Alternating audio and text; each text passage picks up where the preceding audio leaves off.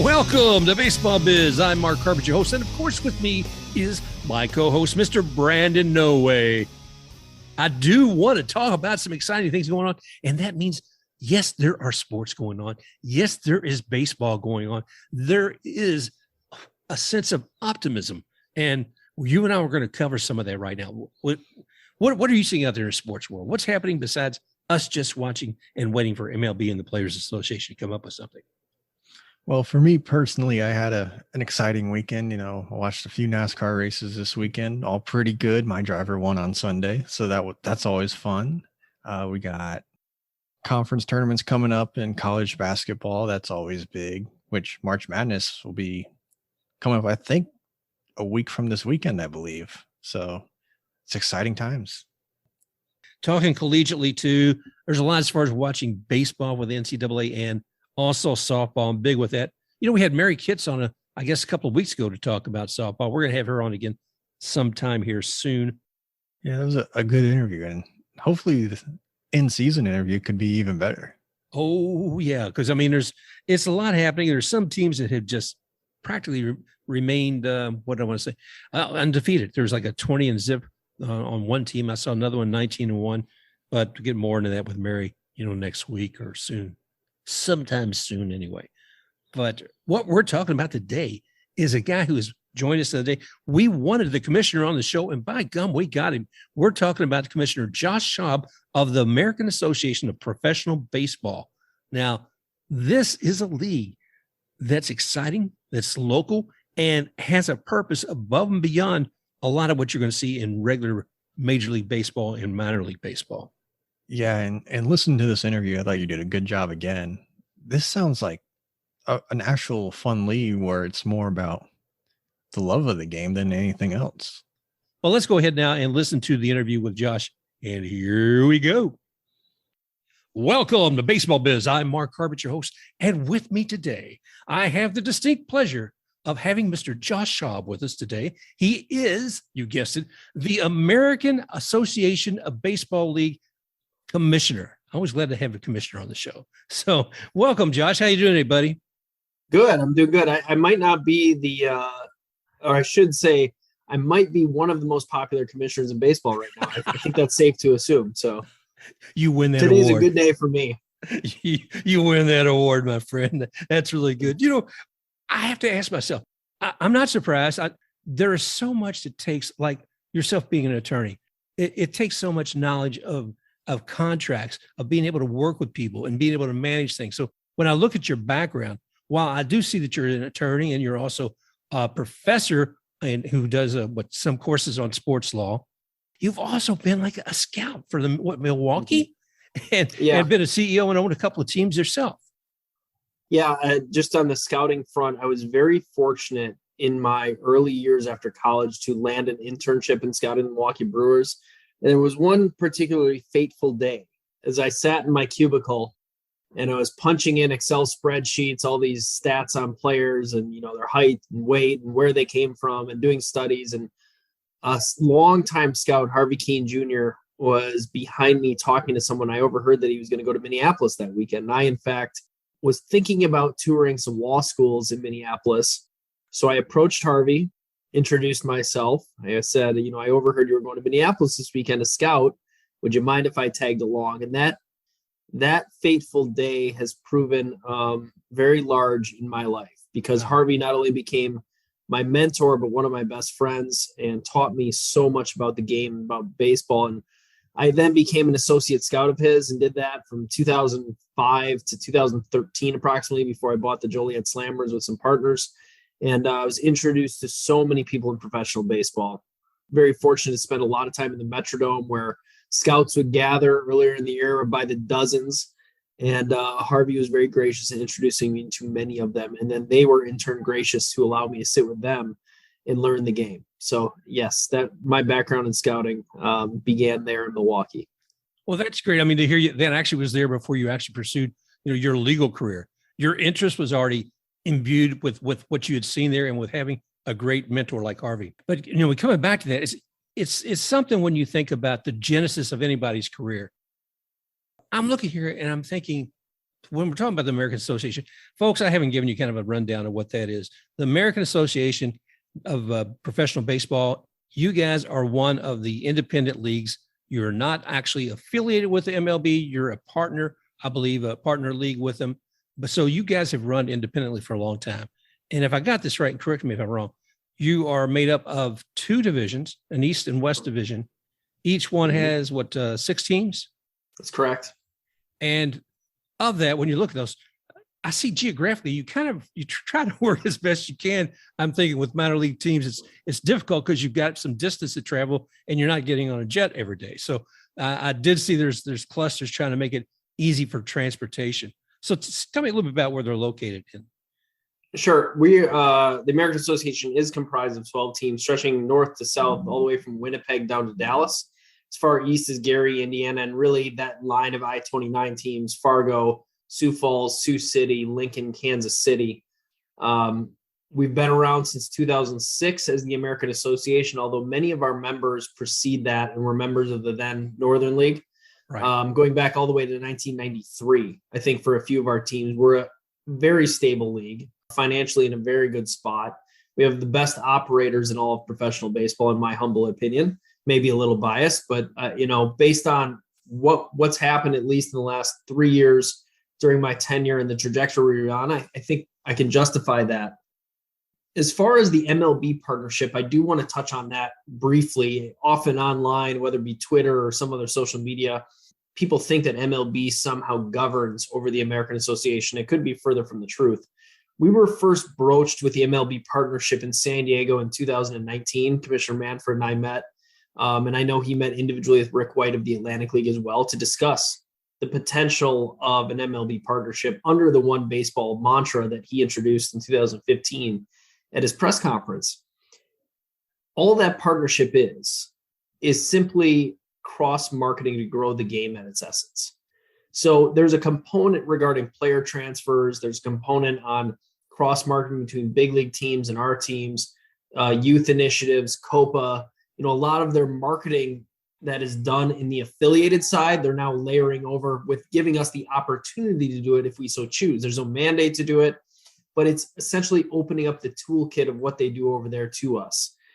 We are still autonomous. We still manage our own businesses. We still implement our own rules, make our own decisions, and that will continue going forward. We will never, in my commissionership, unless something drastic happens, cede our authority or governance to Major League Baseball. And I think it's important that we remain autonomous in a lot of ways. And we were formerly known as independent leagues, and now we're MLB partner leagues, but it doesn't mean that just because the label independent went away, that the substance of that won't remain. And that's where we're at today. And I fully look forward to this MLB partnership growing over a number of years. I think the intentions of Major League Baseball as it relates to our leagues is genuine, and it will be beneficial for all of baseball in years to come. Well, I'm glad you pointed that out, because when I said independent, I was definitely meaning autonomous as well, because that has an appeal for me, I think, for a lot of fans. And certainly these days when there's some big question marks of what's going on at that top tier level. We won't get into that today. I want to jump to something else. You just came into this game as far as commissioner here. What was it, 2019? That's correct. Wow. Okay. Let me just say this again. Wow. Here I'm thinking, Joshua, what are you walking into? I'm sorry. Is there something called COVID going on? Is there something called a contraction going on? And I'm sorry. Our team's moving left and right to and in and out. Good heavens, man. When you walk in there that first day and you look at that yellow legal pad and you set it down and say, what is on my list today? How did that happen? What went on from there? Yeah, I'll walk you back. Miles Wolff, the venerable Miles Wolff, one of the most influential baseball people in the history of the game, resigned, I believe, in about January of 2018 to retirement. And the search started about that time. I met with the league. So it must have been November, because I met with the league at winter meetings in Vegas that year. And I believe I officially started on March 1st of 2019. So I had a budget that was already established. It was essentially observation mode for the next 5 months. So March, April, May, June, July, August, I've got, my interviews done. I have a path, at least a short-term strategy for the league. and we put together a budget. All of a sudden, bam, March is, we're about to unveil all these new things about the league. COVID hits. We were the only professional league in 2020 to run a traditional circuit with fans, something we're very proud of. And in other interviews have said, probably one of the hardest things I've ever done in professional sports. On top of that, not only was I running the American Association, at the same time, I was still the commissioner of the Major Arena Soccer League. So I was dual role commissioner in 2 professional sports leagues during a COVID year, nothing I would wish upon my worst enemy. So 2020 occurs, we pull through, again, we go into budget mode, and then here comes all the COVID variants, COVID protocols, new protocols. 2021, a lot like 2020, we still had Winnipeg on the road. We weren't able to fully unleash everything we had planned for the league. And now finally in 2022, I think I'll have my first full season with a budget and not COVID related. And despite all of that, I think the league has done a great job moving forward, implementing new technologies, making improvements, brand enhancements, so on and so forth. So yes, it has been a very interesting ride thus far. Hopefully it smooths out from here a little bit. Well, again, as being commissioner, I couldn't begin to imagine walking into that. So kudos to you, your team, and the entire league for being able to pull that off during COVID, because it means a lot to people. And Yep. One of the things that we don't talk about right here, I do want to mention, of course, is for people who weren't able to get out and see the games. You actually developed something new with baseball, being able to stream the league as well, haven't you?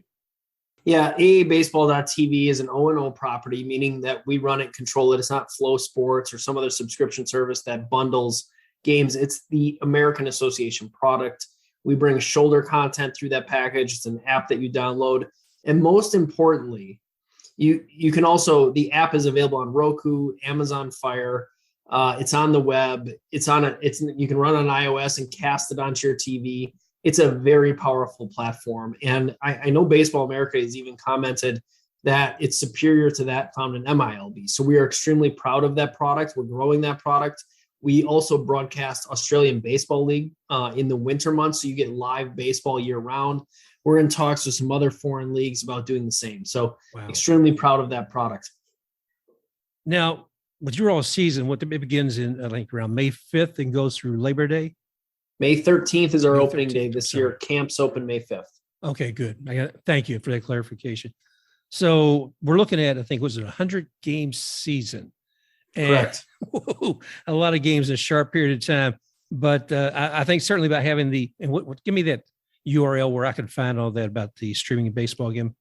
AABaseball.tv, www.aabaseball.tv. Okay, so me living here in Tampa, who I want to follow it, I know where to go. Okay, great, brother. That's right. All right.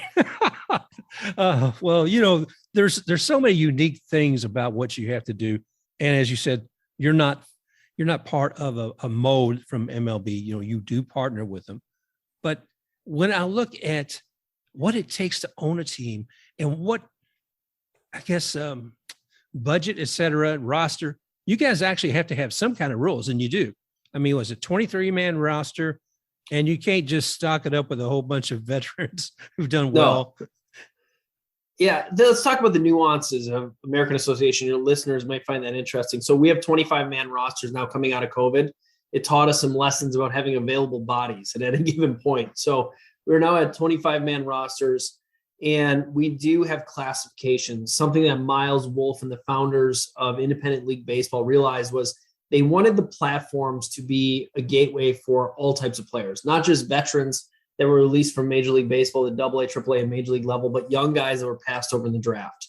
So what you have is this melting pot of experience levels in the American Association, where you may have a former Major League pitcher facing a guy that played in college last season or that spring. And it makes for some very interesting matchups. And the teams that always succeed are the teams that find the rookies that can perform at the professional level right away. And in fact, we have found opportunities for players that were passed over and have gone on to great things. And last year, I think we had 11 players make their major league debut that played in the American Association. Tyler Matzik probably being the top success story that came out of our league last year. So the American Association and really the partner leagues in general, great platforms for players that are either looking for a second chance or players that didn't have a chance.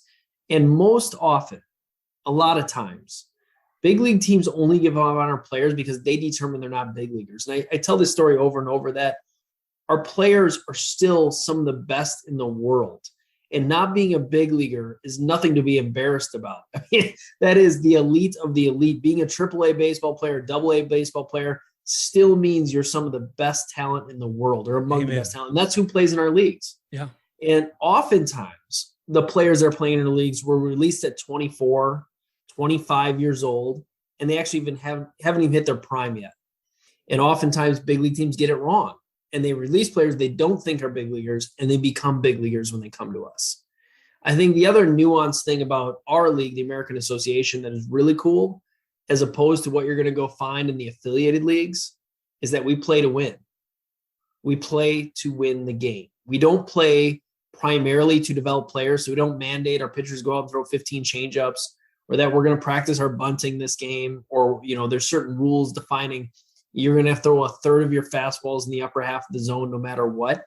Our players play to win, and they choose to be in the cities in which they sign. They're not assigned to your city. No big league club says, I'm going to send you to Hagerstown this year. I'm going to send you to Potomac. I'm going to send you wherever. Our players are free agents. They decide, I'm going to go play in Sioux City. I'm going to go play in Sioux Falls, Fargo, Gary, Kane County, whatever it may be. They go and choose to play in those teams. And those things, Mark, I think are really unique about the American Association, the partner leagues in general. Well, I think that's important too, because we're looking at talking about being independent again. It is actually that player who's making the decision for their career. I mean, obviously they have to have an agreement with the team that they're looking forward to, but they're able to determine that individually themselves. So I think that's a very strong piece there.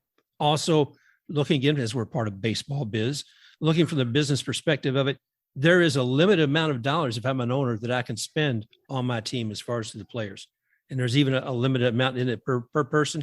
So there's a certain framework that as an owner, I would have to work with the players that to want to come on to me or that I want to bring to my team. Yeah, and we have minimums too.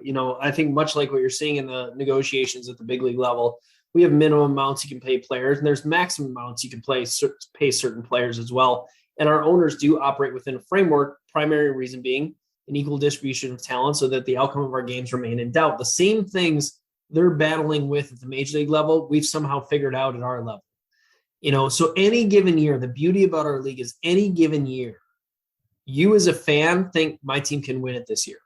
You don't look at the rosters ahead of time and say, oh, geez, the Dodgers went out and spent us again.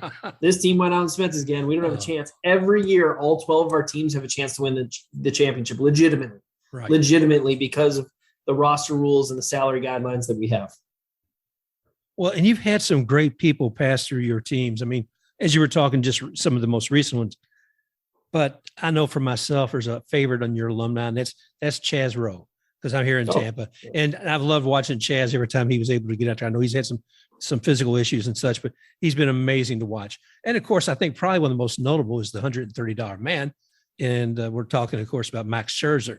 I think he played for Fort Worth, I believe. He did. For 4 years. I thought, daggone, man, you've got to love a place if you're going to be playing in an independent ball for 4 years. And so let's see, I'm going to find a quote here real quick from him, if I may. Well, I don't have the exact quote in front of me, but at the moment, but what he said was something to the effect that they were some of the 4 best years of my life that he spent was in Fort Worth. And I thought that said a lot. So people who are even considering a career in baseball, if you're not there in the show or you're not able to maintain yourself in the show, there is a place for you. And if you are a young person and you're not there, guess what? On these type of independent leagues like the American Association, Josh, I know there's going to be a certain amount of mentorship that's going to, help guide these young players as well. Not just the games, not just the competitive nature, but some of those veterans on the team, I'm sure, are able to impart some wisdom to those younger players as well. Sometimes, too, players get caught up in a system that they're just stacked behind all-stars. If you are a third baseman for the Nationals in the last 18 years, you were never going to make it up to big league level. So it ends up you need to get released to actually find your path to the big leagues. And that's one example. Obviously, you can name, a center fielder in the Angels system. Good luck getting to the big leagues at that point. So you need to find an alternate path to a different big league team. And often that route runs through the American Association. And you could even point to not only do they need that opportunity, but players come to our league to change things. Anthony Bender Mania with the Marlins, spent time in our league and had to refine a delivery. Think about hand position we deliver the ball. And all of a sudden he's in the big leagues within a year. And he's striking guys. Caleb Thielbar, another guy that Brewers draftee, released, Saints for a year and a half, Twins. And he's in the big leagues, and I think through 21 straight scoreless innings to start his big league career, all because he dropped some of the things that he was using in affiliated ball, picked up a slider, used it more, used his fastball more, and went from a starter to the bullpen. So guys find a different role, find a different path to Major League Baseball, and we are the platform for that in the American Association. Well, I'm glad to see that. Glad it gives a place of nurturing players and give them opportunity to do some things different. But looking back to the partner aspect with MLB, I think the Atlantic League, they probably brought in a few things, testing out whether it be the pitching clock. I know some other ones were doing like, what is it? The Robo Umps. Is there anything like that you guys may be trying out that you might be testing as well? Nope. No. I like that. There's no discussion on that point. We know where you're at. Okay, great. Mark, and we couple of things about our league. One, we play to win. Yeah. Second is we're the game you grew up loving. We're the game you grew up loving, meaning it's traditional in the sense that we don't have pitch clocks. We don't have larger bases. We don't have robo umpires. We're not moving the mound. We may tweak some things here and there. Nothing that is bleeding edge. Nothing's going to drastically change the game. For instance, the international rule in the extra innings. We found that because of the nature of our level and our guys got to get on a bus and drive from Texas to Chicago sometimes, we can't have 18-inning games. It's just logistically not feasible for us to stretch these guys out, the potential of what a traditional baseball game would. So we did introduce the international rule this year, I think in the 11th inning, not something dissimilar to what you see in affiliated baseball. But when it comes to the bleeding edge changes, stealing first base, some of the other things, you just won't find that in the American Association. And there's nothing wrong, by the way, in my opinion, with changing the social institution that's baseball slightly. So the Atlantic League took the initiative to make some of those changes and do some things, and I give them a lot of credit for it. And there's nothing wrong with that. We just, at the American Association, want to remain the game Europe grew up loving as much as we can for as long as we can. That's fantastic, Josh. I tell you. There's so much that you all do in each one of these teams with the communities. I believe a couple of your sites have they built new ballparks in the last few years. So there's certain amount of a commitment to the community and actually building what is bringing in more work, whether it's getting the community to participate with them, giving back. What are some of the programs and such that you guys have done thus far with individual communities?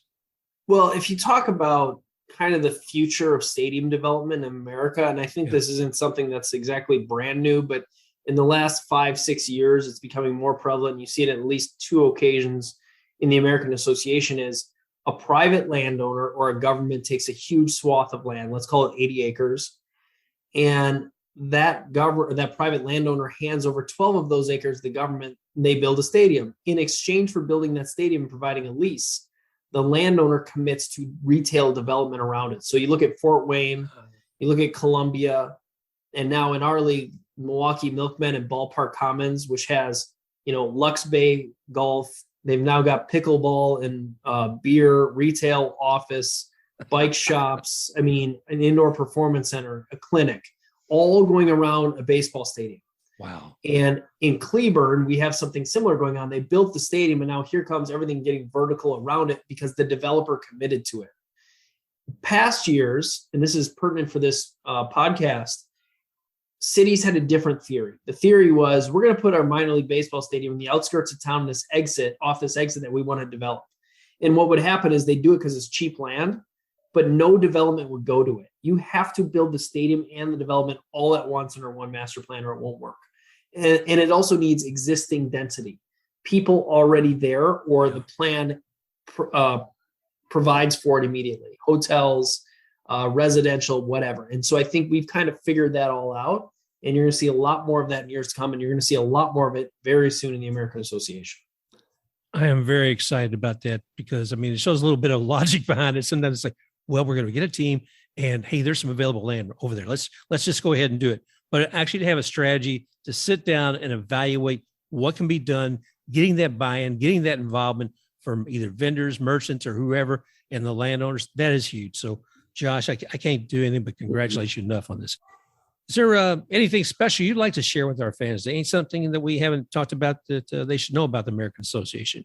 The only thing is some shameless self-promotion for the American Association in that the lockout doesn't affect us, and our players, as I indicated earlier, are still some of the best in the world. And I wrote this on Twitter, and I got actually a pretty big reaction, was the game of baseball does not begin and end with MLB. Amen. So if you are a baseball fan, don't be disheartened because MLB hasn't figured out the CBA yet. There are opportunities to watch very high-level baseball and really watch the game you grew up loving. And I would add that if you're in the Chicagoland area or one of our cities where we have teams or near our cities have teams, please come out for a very affordable night out with great baseball. And if not, we produce all of our own games. We have great standards to ensure that the viewing quality is awesome. aabaseball.tv. And in fact, you may run into some big leaguers that you loved that are now in our league playing, trying to continue their career and finding a path back. So I will leave your fans with that. Check out aabaseball.tv this year. You may be pleasantly surprised that you find a new favorite baseball product in our league. Wow. Well, I can't thank you enough. And I have been encouraging our audience for some time now to look beyond just MLB. I love the teams. I love going to that, but I've actually encouraged them everything from looking at collegiate baseball to collegiate softball. I haven't done pickleball yet. you never know. But anyway, I'm really glad you guys are there and slugging it away. And again, your season begins again in May 13th. May 13th. Yep. So guys, you want to go ahead and get your subscription before then. And again, that's aabaseball.tv. Yeah, they need to catch up on all last year's games, understand the storylines heading into this year. So they should subscribe earlier rather than later. We also, by the way, are coming out with a package. This is an exclusive just for this podcast. We're selling, you can buy just last year's playoffs. So if you just want to watch last year's playoffs, if you want to binge on some baseball because spring training is not going on at the big league level, we provide that very affordably. So I encourage your fans to check that out as well. Excellent. Always looking for another way I can watch a good game. So thanks again, Josh. I thank you and everybody that you're working with there at American Association for bringing the game to us. And awesome, man, you take care and have a wonderful day, my friend. Thanks, Mark. Appreciate it. All righty. Yeah. Wow. I'm so glad we got Josh on the show. He offers a lot of insight and part of the game that a lot of people don't take the time to find out and learn about. But with the American Association, you look at who's on that brand. I mean, you have veterans and you have rookies. They're working together. He talked about what was it? Some players, who actually may be great, but suddenly you find you've got 3 first basemen and with a guy in the second or third spot really didn't get much play. So, the American Association gives them that opportunity to play. Plus, or maybe work on a specific part of their game they want to tweak. So it's really a good place to be.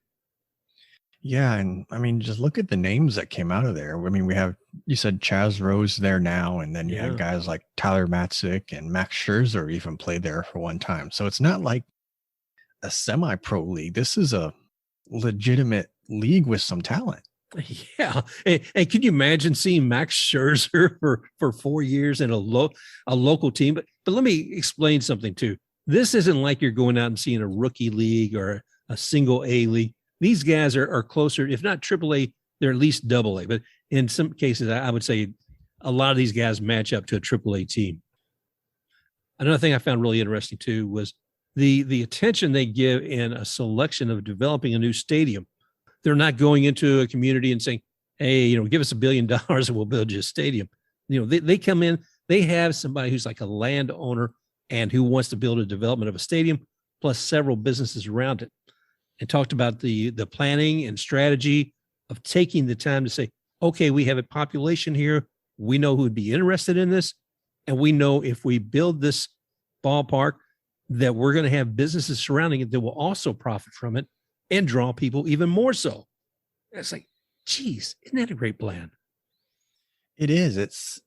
It seems like an ideal league because, I mean, we just look at MLB. It's like they don't really seem to care where the stadiums are. It's just, you give us the money, we'll build it. Hint, hint, looking at the Rays. Mm-hmm. But it's like they're doing what the highest level of baseball should be doing, but they just don't. Yeah. So congratulations to the American Association because they are doing a bang up job.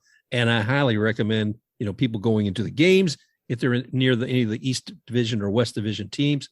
But the one thing that Josh was kind enough to offer us as the commissioner, he said, hey, I'm giving a special offer to you guys at Baseball Biz. And if you all want to catch some of the games, go ahead to their website, AA Baseball Biz. Excuse me.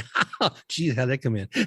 No, go to their website, aabaseball.tv. Again, that's aabaseball.tv/browse. And once you get there, you'll find you can see some of the playoff games for free. Normally they're charging something for that, but for a duration, I'm not sure, maybe the next week or so, you can watch those games for free. So check that out. Yeah, definitely check that out or go see a game this upcoming season because you never know who you could be seeing. I know if I get up around Chicago, I love to do a little route around some of those and see, 4 or 5 games at some of the different fields. So that'd be exciting. But, we're talking about the minor leagues. And in Major League Baseball, the Players Association, they're both trying to figure a few things out. And there's talk about games being canceled, not being canceled. We'll get further into that in a moment. But the minor leagues, they're still going to be playing, man. They're not involved in any kind of union or collective bargaining agreement. So those games will be going on. And I'm looking forward to seeing some of that. And if you think about it, there was a whole year we didn't have any minor league baseball affiliated teams playing. COVID kind of came down on that. When we had a very limited, 60-game season for Major League Baseball that year? 2020? That's correct. Yeah. And then during that year, the minor leagues, they just didn't happen. There was nothing going on. I was really encouraged by the way David Price came out. At this point, he is part of the Dodgers organization, and he wanted to make sure those minor leaguers had a little help. So he put forth a plan where he was going to actually be given, I forget what it was, like $1,000 per player. So, it may not get them through a whole year, but it may be giving them something. I can't remember the exact number. So that was a measure. That was a measure David took. You and I talked before. Who all does this strike impact? And there's a lot of vendors. There's the guys that do the parking, people who sell the beer, people who sell the hot dogs, people who take the tickets. They're not going to be working if there's not a season, if there's not 162 games. Guess what? They are not going to be bringing in income. So the Major League Baseball Players Association said, well, you know what? We're going to do something about that. Those people count. And if they're being impacted by this, we're going to go ahead and give them $1 million. Oh, give them $1 million. You get not to each one of them, Mark. Oh, okay. Not $1 million to each person. How are you going to do that? Well, I don't know, but it wasn't surprising that within 24 hours, not only the Players Association is putting up $1 million to be dispersed. The MLB itself came out. The owners said, "Hey, we're going to give $1 million too." I don't know, Brandon. How are they going to do distribution on something like that? Oh man, I have no clue. There are people way more qualified than me to talk about distributing money, but it's a good move from them. Hopefully it is genuine, and I'm pretty sure it is. It's a win-win for everybody because the workers are collateral damage, and yeah, at least here at the Rays games, I don't believe everybody working at the stadium, that's like their serious job. Most of them are like retirees, but that still sucks for them because everybody's got to get paid. Yeah. I did it with the Rays for a couple of years. I enjoyed it, but I actually still depended a little bit on that revenue. And rent and such, but it would be difficult for me if that was still what I was doing. So I don't know. I can't speak for everybody. There are people who are very, very upset about this, and I get it. We all are. It's been going on for so doggone long, and people are starting to point fingers. You think about this. When it all started, Brandon, the first fingers that I think a lot of people, whether it be fans, whether it be players, whether it be bloggers, whoever, you see that the finger was pointed directly at Commissioner Rob Manfred. And, just if you're a writer and everything else, that story gets tired after a little while. So you have to start looking around and say, well, is it maybe it's the players or Scott Boras? Maybe that's part of the problem. What's going on there? But this man, as far as blaming somebody, this is like, well, imagine, if you will, trying to point at something, but you're actually like one of those little cockeyed rooster weather vanes just spinning in a hurricane. And that's about where it all lands to blame somebody. So the blame game isn't going to get anywhere. But I even heard of one writer who was blaming the fans the other day. Oh, gosh. What would we do? I don't know. I don't know what their philosophy was on that, but it's pretty crazy. And I don't know if I said this earlier, but Sal Licata from WFAN, he said, you know what? The fans don't care. And he wasn't saying that we don't care about the game. He was talking about we don't care about who the heck's fault this is. We just want to be able to have something done. We want to be able to see games. And here we are. It's Wednesday, March 9th. Tuesday last night and early into this morning, negotiations were going on. I still went to bed last night. I didn't stay up to 3:30, 4 o'clock to see all this. How about you? Were you there checking your Twitter feed that hour? No, I wanted to go to bed. Oh, I'm not staying up till 3:30 for very much anything, to be honest. Yeah, well, you're a young guy. You should be able to do that. There's people who were on top of this or staying on top as best they could.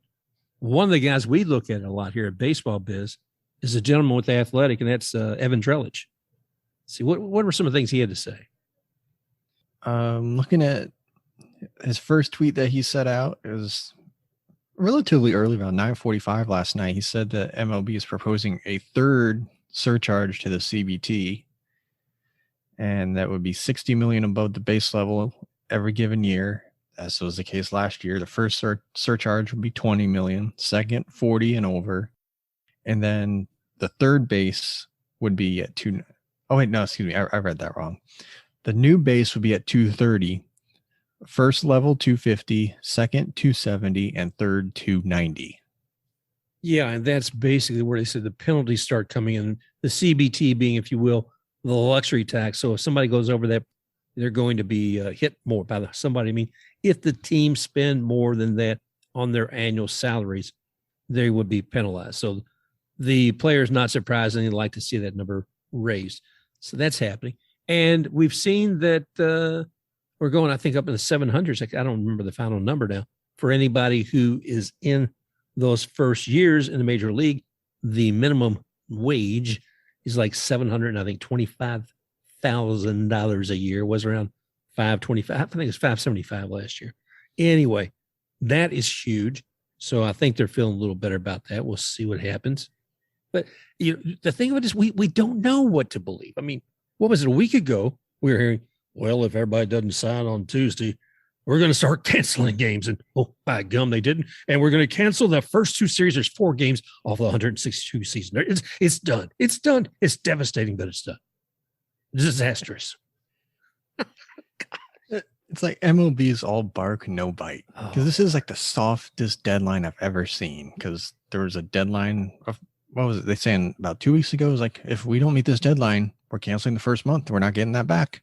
And then I was like, maybe if we get this done, first week's gone. Oh, we missed it. Oh, canceling games. Now it's this week. Oh, if we get this deal done, we can salvage a 162 game season. They're like the parent that's like, nope, don't make me do it. I'll do it. Watch me. I'll do it. Oh, I don't know where it's all going to land. I mean, there's some positive energy coming out there.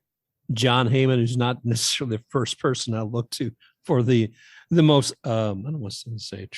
He's not the person that I look to for the most accurate read on what's going on. But he did say at 3:30 in the morning here on Wednesday, March 9th, he said, I have a good feeling about tomorrow.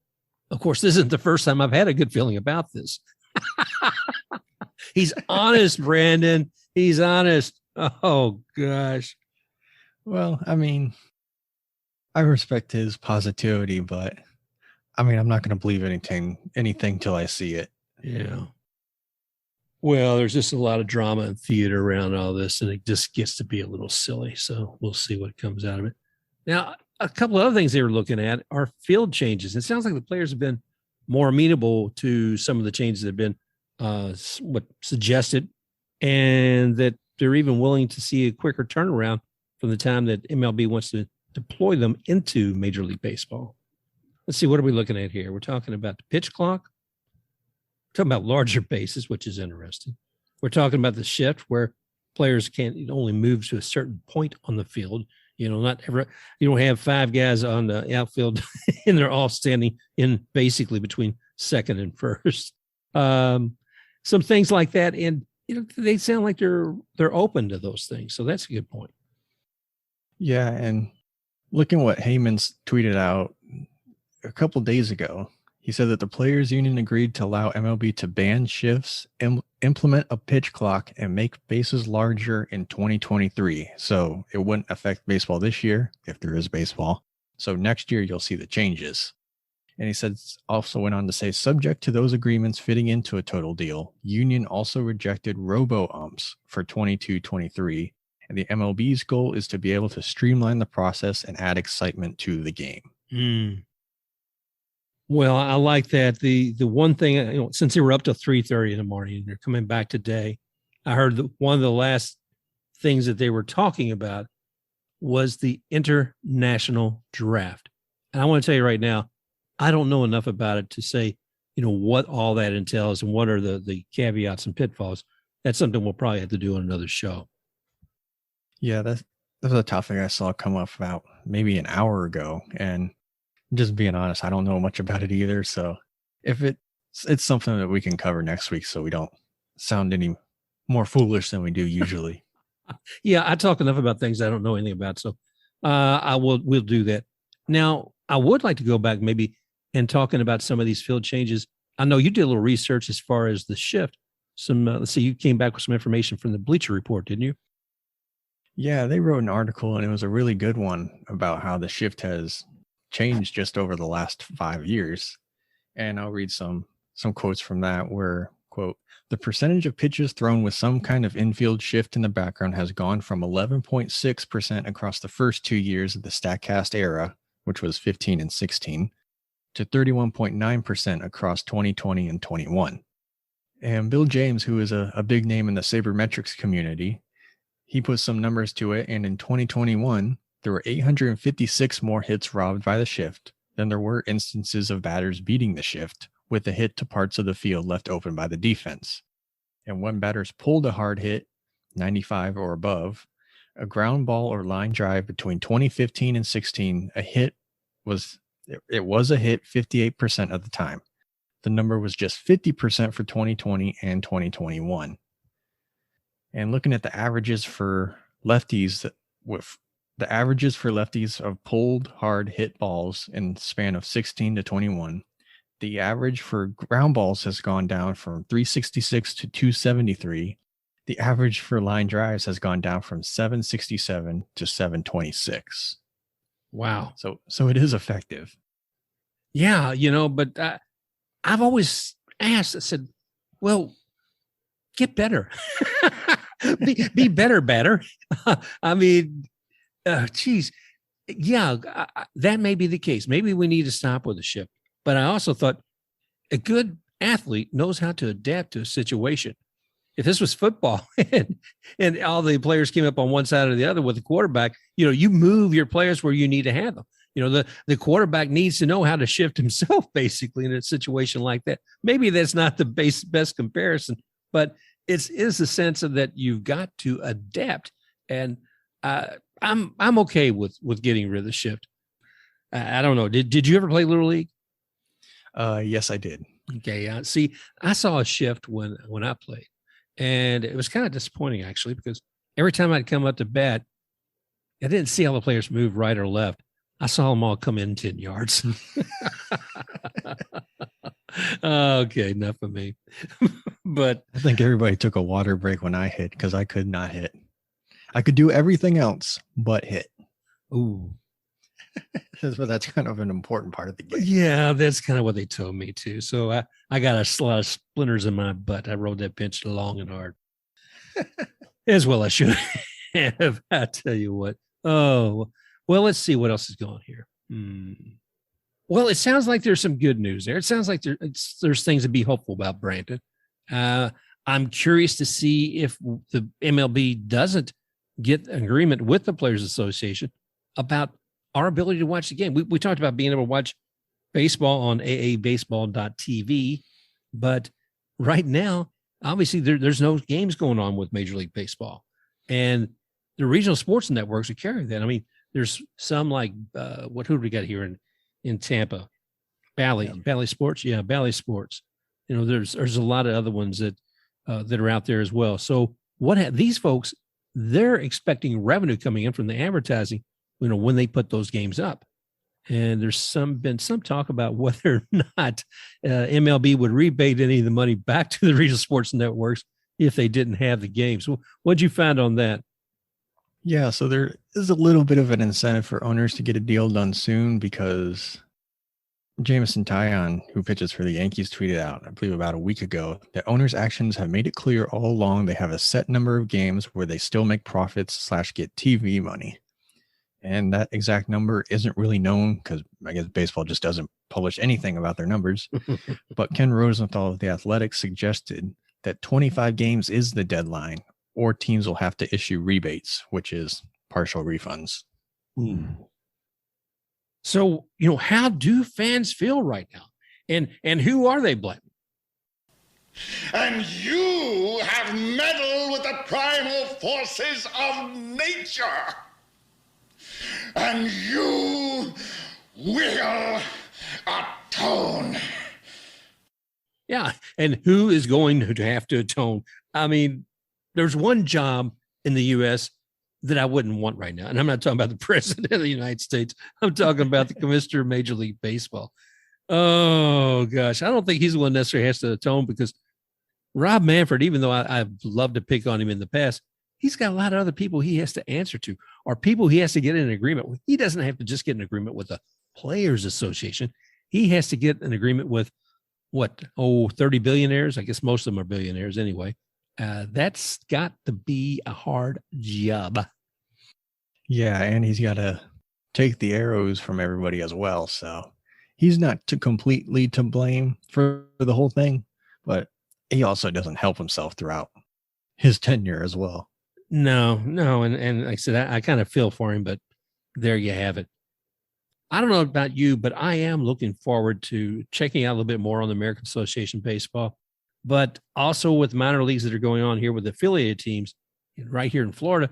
We've got the Lakeland Flying Tigers. We've got teams with Bradenton, Dunedin, et cetera.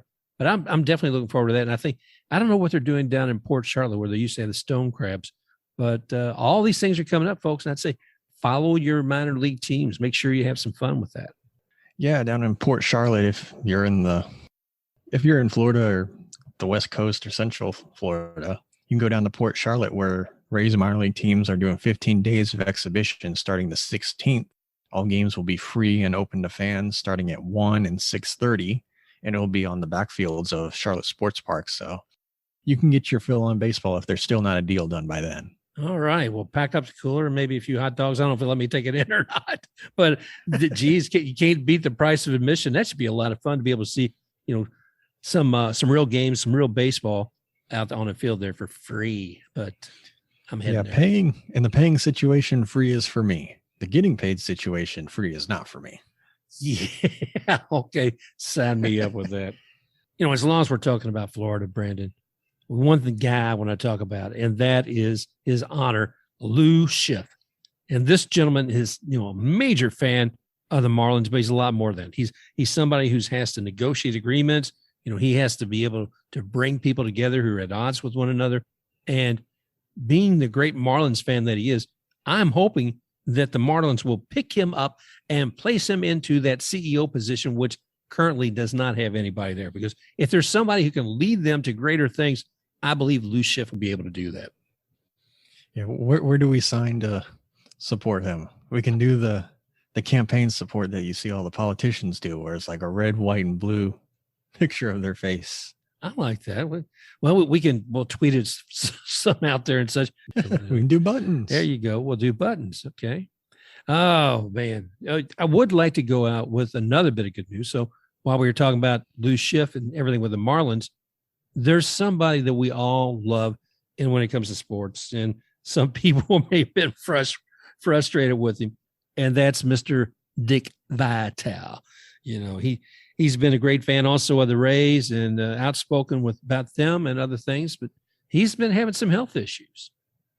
Yeah, I don't agree with him on everything, but very likable, nice guy, does a lot of great things. And he announced the other day that he's cancer free.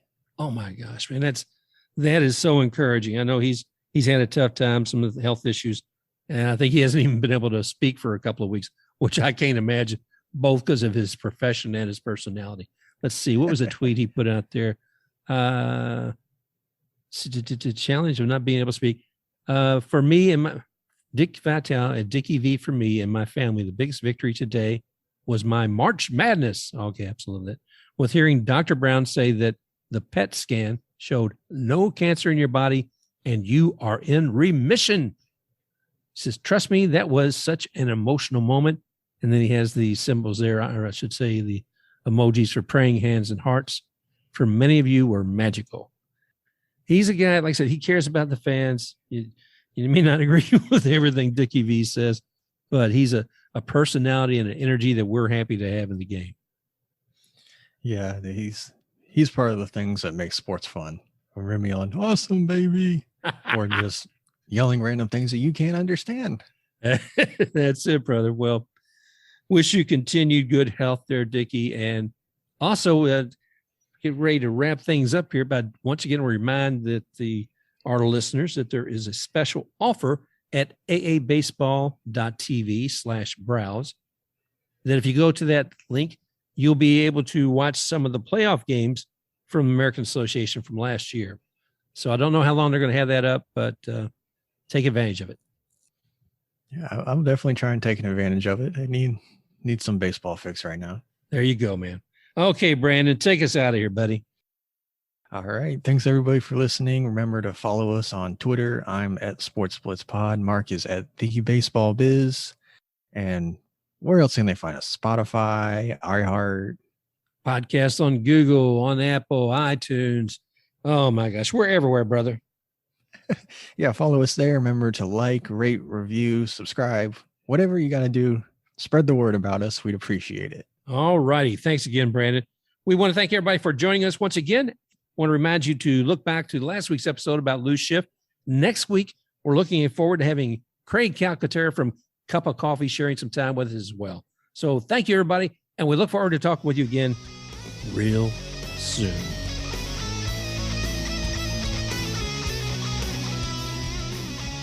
Special thanks to X-Take RUX for the music Rocking Forward.